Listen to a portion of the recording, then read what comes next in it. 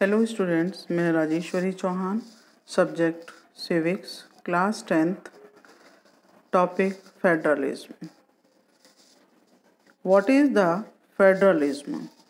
Federalism is a system of government in which the powerful divided between a central authority and various constituent units of the country। इसका meaning है कि federalism किसे कहते हैं।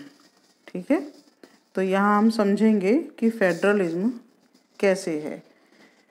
यहाँ ये वर्ड जो दिया है फेडरलिज्म, जिसे हम संघवाद भी कहते हैं, इसका अर्थ ये है कि इंडियन कॉन्स्टिट्यूशन में फेडरलिज्म यानी भारत राज्यों का एक संघ है और इसका अर्थ यहाँ पर है कि इसको दो भागों में बांटा गया है। पावर शेयरिंग की गई है जिसमें सेंट्रल गवर्नमेंट और दूसरा state government.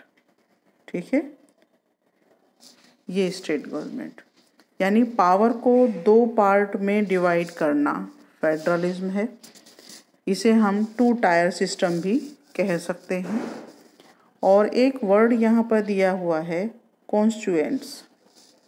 For example, India के अंडर में 28 स्टेट हैं। In present time 28 state. Okay, तो 28 स्टेट माने ये सब 28 स्टेट और इंडिया बनता है, यानी फेडरलिज्म। नेक्स्ट है, यहाँ कुछ एग्जाम्पल आपको दिया है कि how many states have 2 tyre legislature. यानी यहाँ आप समझेंगे अब कि जैसे सेंट्रल और स्टेट गवर्नमेंट है, दो पार्ट में डिवाइड है। सेंट्रल गवर्नमेंट के अपने लॉज होते हैं और स्टेट गवर्नमेंट के अपने लॉज होते हैं। क्लियर? सेंट्रल लेवल पर आप यदि देखोगे तो यहाँ पर पार्लियामेंट बना हुआ है।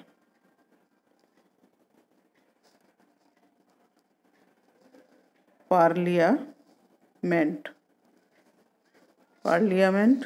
बना हुआ है जिसके अंडर में 2 हाउस हैं, लोकसभा और राज्यसभा। ठीक है, इसी प्रकार से स्टेट के अंडर में भी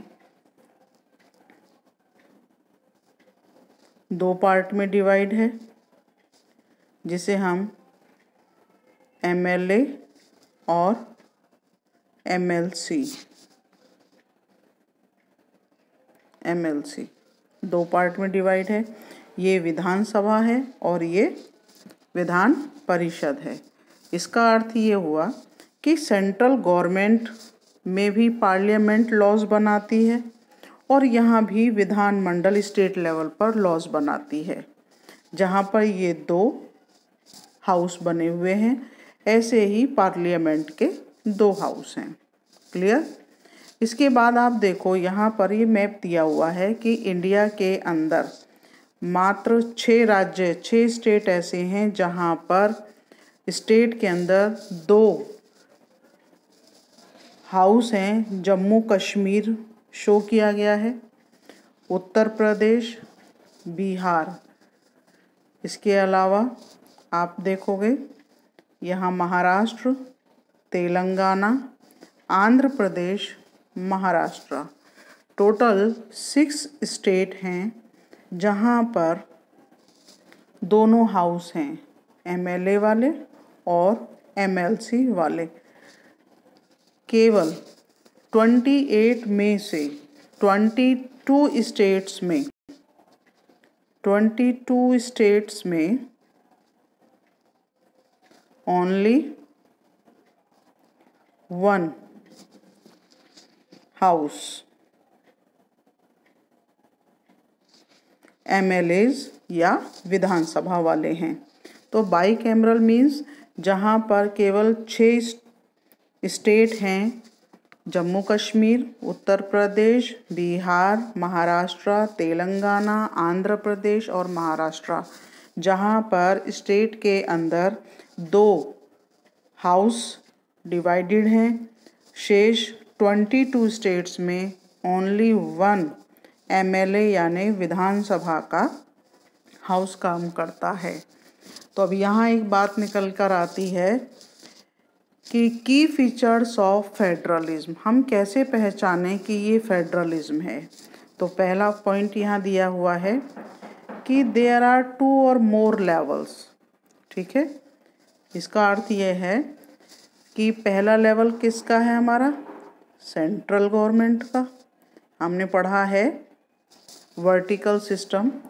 दूसरा हमारा है यहाँ पर स्टेट गवर्नमेंट का, और थर्ड हमारा है लोकल गवर्नमेंट।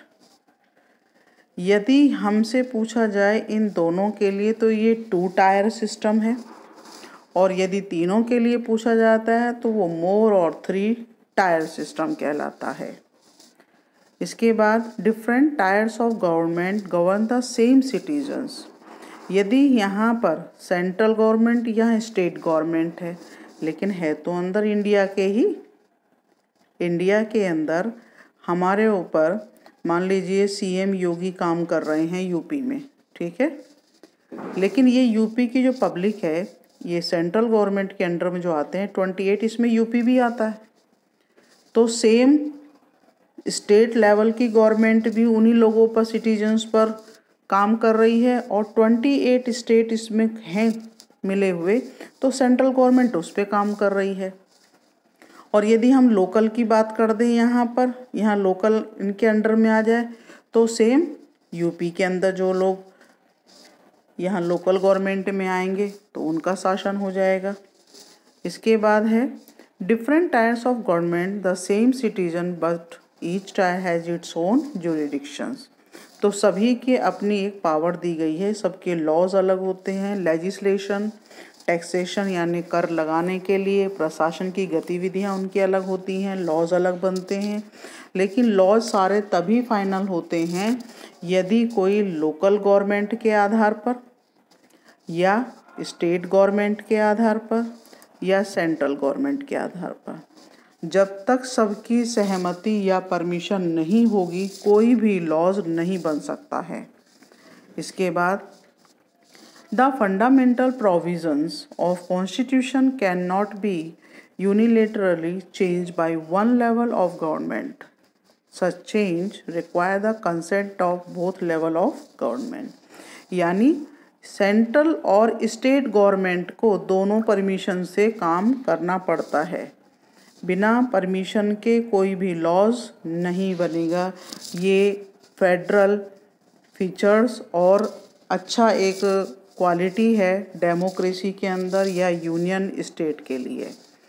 पॉइंट नंबर 5 है courts have the power to interrupt the constitution and the powers of different levels of government.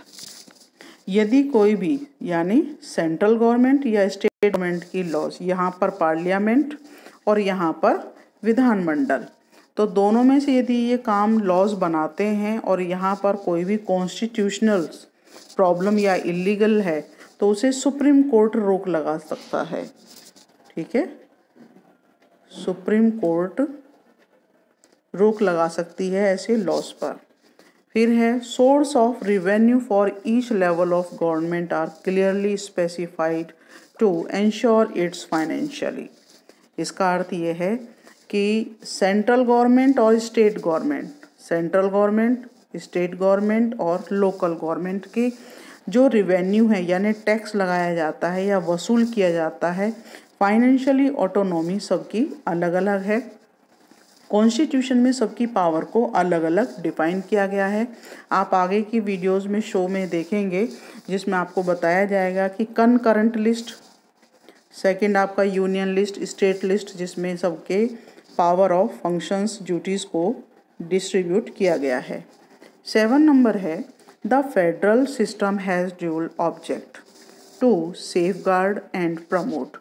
Federal government के अंतर्गत यहाँ ये भी दिखाया गया है कि first safeguard and promote unity, unity के लिए यानी यूनिटी जो है फीचर्स है फेडरल का, और डाइवर्सिटी, इंडिया के अंदर डाइवर्सिटी है।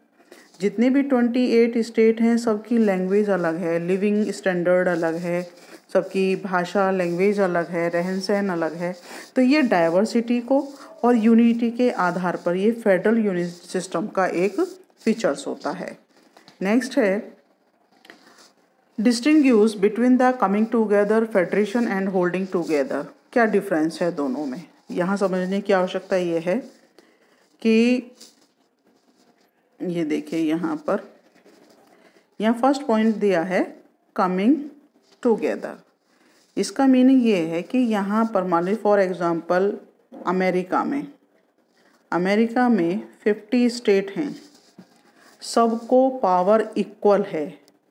ये सेंट्रल गवर्नमेंट है अमेरिका की और ये 50 स्टेट हैं अमेरिका के। तो अमेरिका के सभी स्टेट को इक्वल पावर है और यहाँ पर सेंट्रल गवर्नमेंट की जो गवर्नमेंट है उसको भी पावर इक्वल है। इसके बाद यहाँ दिया है under this all the constituents states usually have equal power. और ये एग्जांपल यहाँ पर है यूएसए का, स्विट्जरलैंड का, ऑस्ट्रेलिया का। इस पॉइंट में हमने पढ़ा है कमिंग टुगेदर, यानी जहाँ पर स्टेट में सबकी पावर इक्वल हो। दूसरा come together on their own to from a bigger unit, यानी जो बहुत बड़ी यूनिट होती है वो डिवाइड होती है और सबको इक्वल की जाती है। यहाँ ये रीज़न है कहने का कि वो इक्वल की जाती है, बिगर यूनिट होती है, स्टेट्स इक्वल होते हैं, पावर होती है इक्वल। जो एग्जांपल आपका अमेरिका का, स्विट्जरलैंड का दिया गया है। जबकि दूसरा एग्जांपल है होल्डिंग टुगेदर, ऐसा इंडिया में मिलता है। इसका रीज़न ये होता है कि कोई एक बड़ी कंट्री है और उसके अंडर में स्टेट हैं 28 और इन सब की पावर इक्वल नहीं है, इन सब की पावर इक्वल नहीं है बल्कि अनइक्वल है।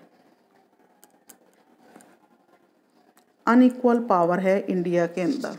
For example Jammu and Kashmir में अभी तक पावर सेंट्रल गवर्नमेंट की और स्टेट गवर्नमेंट की, यानी जितनी पावर 27 स्टेट को थी उससे ज़्यादा पावर जम्मू एंड कश्मीर को थी। इनका अपना कॉन्स्टिट्यूशन भी अलग ही था। दूसरा रीज़न फीचर्स इसमें ये है कि जितने इसमें इंडिया के अंदर 28 स्टेट हैं, अनइक्वल पावर होती है, किसी को कम है, ज़्यादा है, पॉपुलेशन भी कम ज़्यादा का रीज़न है। और सेंट्रल गवर्नमेंट को सबसे ज़्यादा पावर होती है। सेंट्रल गवर्नमेंट पावरफुल कंडीशन में होती है। जो 28 स्टेट हैं इस समय उनको अनइक्वल पावर होती है, किसी को ज़्यादा किसी को कम। आर्टिकल 370 के अकॉर्डिंग इसको फिनिश कर दिया गया है जम्मू एंड कश्मीर को। तो इससे पहले अभी तक जम्मू कश्मीर के पास 28 स्टेट जो थे उनसे ज़्यादा पावर जम्मू कश्मीर के पास में थी।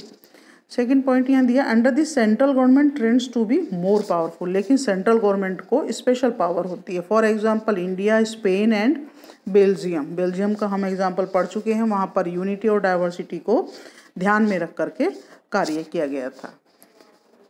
आई होप आप लोग समझ चुके होंगे आज ये 2 point, features of federalism, coming together and holding together. Thank you.